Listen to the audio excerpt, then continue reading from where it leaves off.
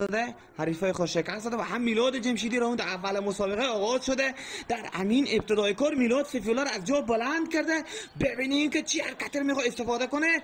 یک لحظه به شونه راست میره و یک لحظه هم به شونه چپ. با این بار دیگه سفیولا میرفت که سنگه راست کنه، موفق نبود. راوند اول میلاد جمشیدی با حرکت کجه موفق میشه به برتری بره. هر دو ورزشکار حالا در راوند دوم بلند شدن. تلاش های اینا رو میبینیم. پای چپ و درون پی چپر میخواد سفیولا استفاده کنه، موفق نیه و حالا باز هم میلاد کجه میکنه، او هم موفق نیه.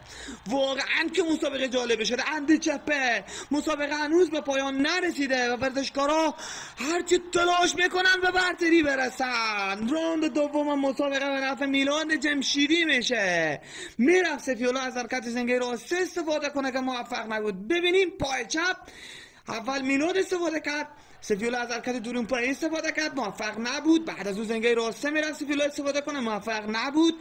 رفت میلاد جمشیدی که کجه کنه، شونه خیلی بکنه. سفیولا جان به پای خود خطا میده و در آخر کار هم کرد و ورزشکار یک لحظه استاد شدن. سفیولا از حرکت اند چپه استفاده کرد و در آخر کار میلاد جمشیدی سفیولا را از جا بلند کرد و یک لحظه پای چپ دنبال گرفت، پای چپ سفیولا رو گرفت و در آخر کار هم میرفت سفیولا از حرکت زنگه راسته استفاده کنه، موفق نبود.